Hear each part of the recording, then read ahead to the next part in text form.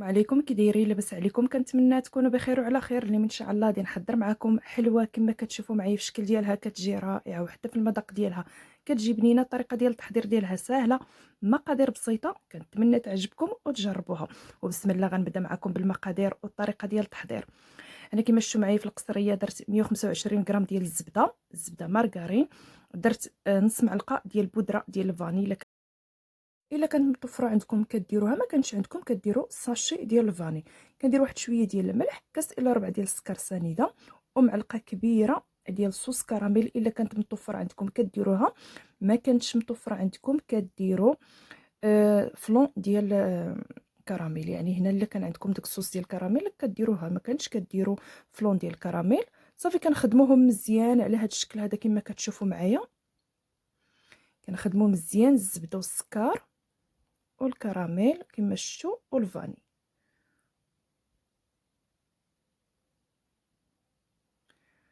هنا ملي كنخدموهم مزيان، المهم الزبده هنا راه خصها تخدم حتى كيذوب لينا داك السكر. كنزيدو كاس الا ربع ديال الزيت.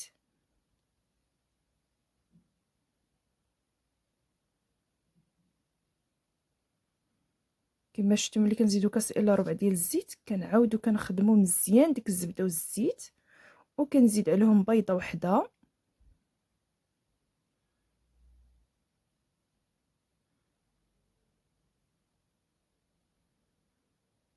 المهم هذا الخليط هذا كنخدموه مزيان حتى كيولي عندنا خليط كريمي، يعني حتى كتذوب لينا ديك الزبده وكيذوب لينا السكر.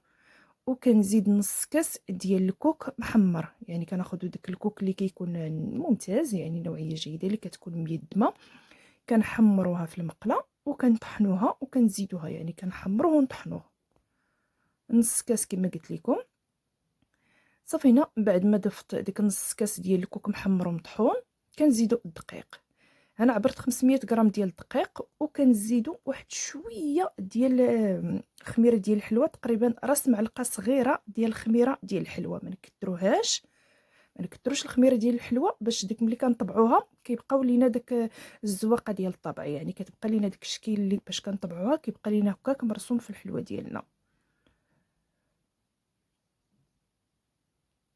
يعني كما قلت لكم 500 غرام ديال الدقيق عبرتها، كنبقى كنزيد فيها بشويه بشويه. هنا تقدروا تكملوا 500 غرام، يقدر يبقى لكم منها واحد شويه. المهم هنا العجينه خصها تكون رطبه، ما خصهاش تكون قاصحه.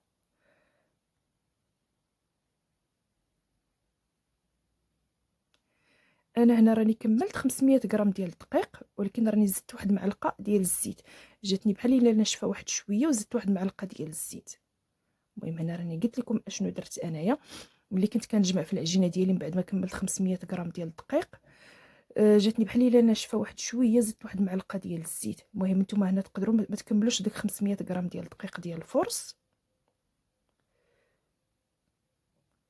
صافي كنجمعوا في العجينه ديالي، وكنزيد واحد جوج معالق كبار ديال الشوكولاط فيرميسيل، كيكون في الثلاجه ولا في الفريغو، كنكونوا دايرينه من قبل في الفريغو. كنزيد جوج معالق كبار. صافي كنجمعوا العجينه ديالنا على هذا الشكل هذا. العجينه كما قلت لكم خصها تكون رطبه، نتوما ما تكملوش ديك 500 غرام ديال الدقيق، خليو فيها واحد شويه باش تجيكم العجينه على هذا الشكل هذا. المهم انا كما قلت لكم راني زدت، انا ملي بانت لي ناشفه واحد شويه زدت واحد المعلقه ديال الزيت. صافي انا جمعت العجينه ديالي كما كتشوفوا، بديت كنشكلها على شكل ديال غريبه. انا درت فيهم انا 20 غرام، من 20 حتى ل 22 غرام. انا هنا درت 20 كما شفتوا في الشكل ديالهم، جا هذاك هو القياس. انا هنا كما شفتوا راه عبرتهم.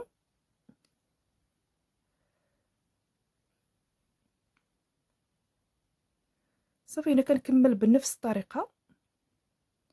اللي عندها الميزان كتعبر، اللي ما عندهاش الميزان كتحاول تجيب قياس واحد. من بعد ما كملت الحلوه ديالي كامله كما كتشوفوا معايا، هذا هو الطبع اللي غنطبع به. صافي كنشكلهم على شكل ديال غريبه على هذا الشكل هذا كما كتشوفوا معايا. راه الطريقه راه موضحه في الفيديو. كنكمل الحلوه ديالي كامله بنفس الطريقه، وكنديرها في السكر سنيده. انا بغيتي ديروا واحد شويه ديال الفاني مع السكر سنيده كديروه. انا كما كتشوفوا معايا كنديروا غير وجهها في السكر سنيده، يعني كندوز صافي كنحطوها في اللاطه كنكون مفرشين فيها ورق الطبخ. ضروري كنفرشوا ورق الطبخ حيت فيها السكر سنيده. داك السكر سنيده منها اللاطه غتلصق لينا وغتولي لينا بحال الشكل ديال الكراميل. هنا كنكمل العجينه ديالي ولا الغريبه ديالي كامله بنفس الطريقه كما كتشوفوا. انا من بعد ما كملتها كنطبعها بهذا الطبع هذا كما قلت لكم. هنا كنطبع بهذا الزواقه هذه. هنا الا بغيتو تطبعوه بالطبع ديال الشهده حتى هو راه كيجي زوين. انا كما شفتوا معايا درتها على هذا الشكل هذا كما كتشوفوا.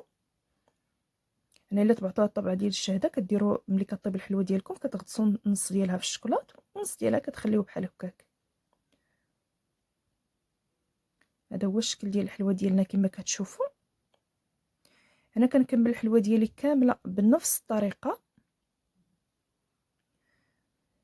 صافي كندير ليها واحد كاوكاو الوسط ولا اللوز، يعني نتوما اللي بغيتو اللي متوفر عندكم كديروه. انا كان عندي كاوكاو درتو.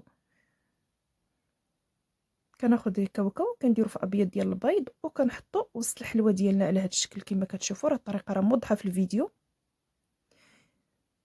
صافي كندخلوا الحلوه ديالنا الفران كيكون عندي سخون من قبل، عافيه ما تكونش مجهده، كتكون متوسطه يعني بحال اللي غنطيبوا الصابلي.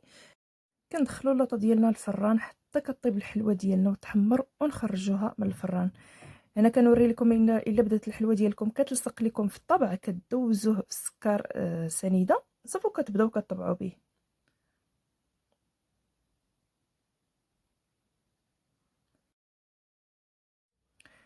صافي هذا هو الشكل ديال الحلوه ديالنا من بعد ما خرجتها من الفران. كما كتشوفوا في الشكل ديالها كتجي رائعه وحتى في المذاق ديالها راه كتجي بنينه.